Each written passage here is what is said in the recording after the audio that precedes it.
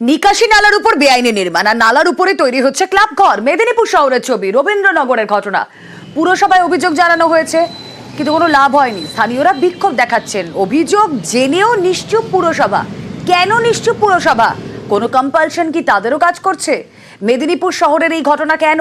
আসুন জানার চেষ্টা করি। শোভন প্রতিনিধি রয়েছেন সঙ্গে। শোভন,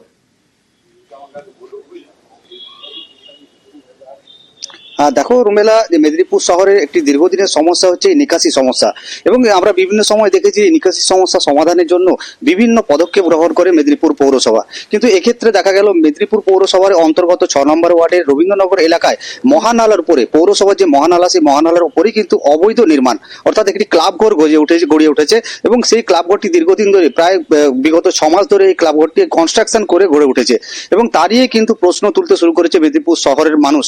পাশাপাশি মেদিনীপুর শহরের স্বনামধন্য চিকিৎসক তিনি বিষয়টি লিখিত আকারে মেদিনীপুর পৌরসভাকে জানিয়েছেন যে এই ধরনের ক্লাব ঘরটি যাতে ভেঙে ফেলা হয় বা যাতে এর বিরুদ্ধে পদক্ষেপ গ্রহণ করা হয় তা নিয়ে দেখার জন্য পৌরসভাকে জানিয়েছে। কিন্তু এখনো পর্যন্ত পৌরসভার তরফে তেমন কোনো পদক্ষেপ গ্রহণ করতে দেখা যায়নি। যদিও মেদিনীপুর পৌরসভার পৌরপ্রধান তিনি পরিষ্কার জানিয়েছেন যে বিষয়টি খতিয়ে দেখা হবে, যদি সেভাবে অবৈধ নির্মাণ গড়ে থাকে তাহলে কিন্তু পৌরসভার তরফে উপযুক্ত পদক্ষেপ গ্রহণ করা হবে। রুমেলা,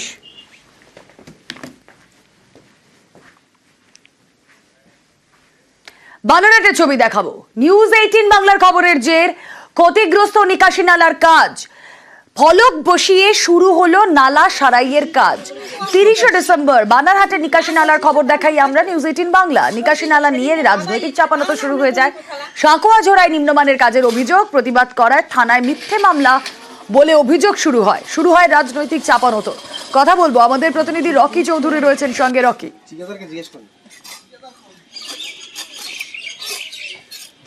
রুমেলা, বানারহাট ব্লকের অন্তর্গত সাঁকোয়াঝোড়া 1 নং গ্রাম পঞ্চায়েতের গঙ্গানগর কলোনি এলাকায় কিন্তু সরকারি প্রকল্পের মাধ্যমে নিকাশি নালা তৈরি হচ্ছিল এবং সেখানে কিন্তু বেনিয়মে কাজ চলছিল এবং নিম্নমানের কাজ হচ্ছিল বলে অভিযোগ করেছিল। এই ঘটনা প্রসঙ্গে কিন্তু এলাকার বাসিন্দারা তারা কিন্তু অভিযোগ জানিয়েছিল এবং প্রতিবাদ করায় কিন্তু আইনত ব্যবস্থা নেওয়া হয়েছিল পঞ্চায়েতের তরফ থেকে, জানিয়ে রীতিমতো শোরগোল পড়ে গিয়েছিল এবং চাপানোতোর সৃষ্টি হয়েছিল রাজনীতি মহলে। এরপর কিন্তু খবর সম্প্রচার হতে রীতিমতো প্রশাসন নড়ে চড়ে বসে এবং সেখানে কিন্তু ইতিমধ্যেই সরকারি ফলক বসানো হয়েছিল, যেখানে বিবরণী দেওয়া রয়েছে কতখানি কাজ হবে এবং কি পরিমাণের কাজ হবে। এবং সেখানে যে ক্ষতিগ্রস্ত নালাটি ছিল সেখানেও কিন্তু ঠিকাদারি সংস্থার তরফ থেকে কাজ শুরু করা হয়েছে। এলাকার বাসিন্দারা দাবি জানিয়েছে যে সঠিকভাবে সরকারি নিয়ম মেনেই যেন কাজ হয় এবং খবর সম্প্রচার হওয়ার পর এই তদারকি শুরু হয়। খুশি এলাকার বাসিন্দারা এবং ধন্যবাদ জানিয়েছে নিউজ 18 বাংলাকে। মেলা জ্ঞান ফিরলো তাদের, মিস্ত্রি আর ওই বোট টোট নিয়ে আবার আসলো। এখন এটা তো হওয়া দরকার ছিল আগেই, আমরা তো এটাই চাইছিলাম। খবর না করলে যেরকম ছিল ওরকমই হতো, যা ছিল তাই। তো নতুন করে কি কাজ শুরু হলো আবার? নতুন করে, হ্যাঁ, এখন আবার দেখা যাচ্ছে নতুন করে কাজ শুরু করতেছে। অসংখ্য ধন্যবাদ, যে আগামী দিনে আরো অন্যান্য জায়গায় এসব খবর তুলে ধরুন। আরো একটি গুরুত্বপূর্ণ খবর, সন্তোষজয়ী বাংলার ফুটবলারদের চাকরি, ভারত সেরাদের চাকরির ঘোষণা মুখ্যমন্ত্রীর।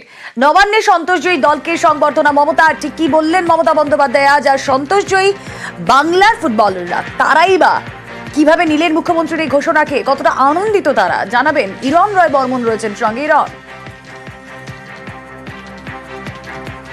ইরনের সঙ্গে কথা বলবো, তার আগে আরো একবার জানিয়ে রাখি, সন্তোষজয়ী বাংলার ফুটবলারদের চাকরি, ভারত সেরাদের চাকরির ঘোষণা মুখ্যমন্ত্রীর। কি বলেছেন আজ শোনা যায়।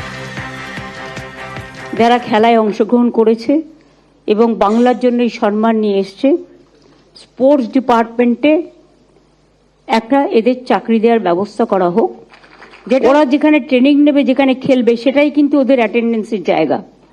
অ্যাজ এ স্পেশাল প্রভিশন না করলে এদের পরিবারগুলোকে পেছুটান থাকে, ফলে ওরা কিন্তু মন দিয়ে করতে পারে না। এটা আমাদের সকলকে বুঝতে হবে। সঞ্জয় বাবুর নেতৃত্বে যে টিম আজকে বাংলা সেরা হয়েছে, ভারত সেরা, নিজেদের কৃতিত্ব যেভাবে জাহির করেছেন, আমি বিশ্বাস করি এরা একদিন ওয়ার্ল্ড কাপে খেলারও যোগ্য। আজকে এটা শুধু একটা ট্রফি নয়, এটা বাংলার গর্ব এবং দেশের গর্ব। আইএফএ সকলকে আমি অভিনন্দন জানাচ্ছি। আমি এই খেলার জন্য, জয়লাভের জন্য আমি অ্যাজ এ স্পেশাল প্যাকেজ আমি আমাদের সরকারের পক্ষ থেকে স্পোর্টস ডিপার্টমেন্ট থেকে 50 লক্ষ টাকা আপনাদের জাস্ট একটা প্রীতি ও শুভেচ্ছা হিসেবে, হয়তো এটা কিছুই না আগামী দিনের জন্য, কিন্তু আপনাদের একটা অভিনন্দন জানানোর থাকলো।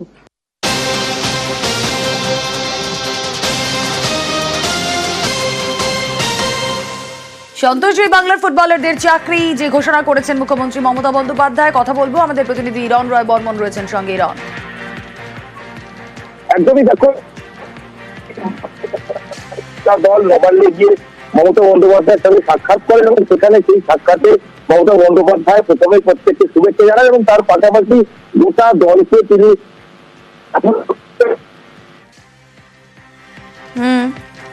বেশ, যোগাযোগ বিচ্ছিন্ন হয়ে গেছে, আমরা পরবর্তীতে আবারও কথা বলার চেষ্টা করব।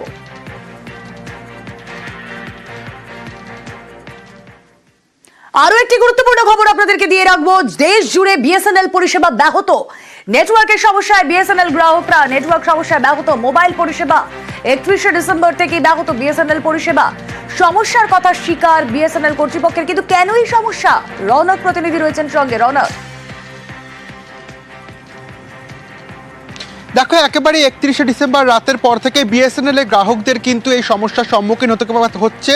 ড্রপ কল থেকে শুরু করে ইন্টারনেট পরিষেবায় ব্যাহত হচ্ছে। বিশেষ করে নাগপুর এবং কলকাতার মতো এই বড় শহরগুলিতে কিন্তু তাদের এই সমস্যার সম্মুখীন হচ্ছে গ্রাহকরা। বিভিন্ন জায়গায় তারা অভিযোগ জানিয়েছেন এবং ইন্টারনেটে একটা প্ল্যাটফর্মে দেখা গেছে সার্ভেতে প্রায় 100% গ্রাহকদের মধ্যে 60% গ্রাহক কিন্তু অভিযোগ জানিয়েছেন তাদের এই কানেক্টিভিটিতে প্রবলেম হচ্ছে এবং 36% গ্রাহক কিন্তু পুরোপুরি ব্ল্যাকআউট, অর্থাৎ তারা নেটও খুলতে পারছে না, কোনোভাবেই কিন্তু তারা পরিষেবা অ্যাক্সেস করতে পারছে না। যদিও এই সমস্যা কবে থেকে ঠিক হবে এখনো পর্যন্ত কিন্তু বিএসএনএল এর তরফ থেকে অফিসিয়াল কোনো বিবৃতিতে জানানো হয়নি।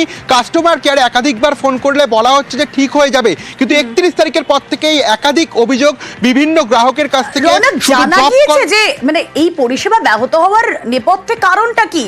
কারণ 31শে ডিসেম্বর থেকে যদি সমস্যা শুরু হয়, দুদিন ইতিমধ্যে পেরিয়ে গিয়েছে, 3 দিন চলছে, সমস্যা কবে সুরাহা হবে? তাকে একেবারে এই সমস্যা কবে সুরাহা হবে গ্রাহকরা কিন্তু তার জন্য জানার চেষ্টা করছে। যদিও বা বিএসএনএল এর তরফ থেকে অফিসিয়াল কোনো বিবৃতি দেওয়া হয়নি কবে থেকে এই কানেকশনে প্রবলেম ঠিক হবে। বিশেষ করে দেখা যাচ্ছে যে মেট্রোপলিটন সিটিগুলোর মধ্যে অন্যতম কলকাতা এবং নাগপুরে কিন্তু এই সমস্যা 31 তারিখের পর থেকে দেখা যাচ্ছে, কিন্তু অফিসিয়ালি এখনো জানানো হয়নি কি কারণে এই ঘটনা ঘটেছে এবং কবে থেকে পুরোপুরিভাবে পরিষেবা আগের মতো মিলবে তাও কিন্তু বিএসএনএল এর তরফ থেকে এখনো কোনো অফিসিয়াল বিবৃতি দেওয়া হয়নি। রুমেলা, বেশ, আরো একবার আপনাদেরকে জানিয়ে রাখি, ইতিমধ্যেই দেশ জুড়ে পরিষেবা ব্যাহত বিএসএনএল এর।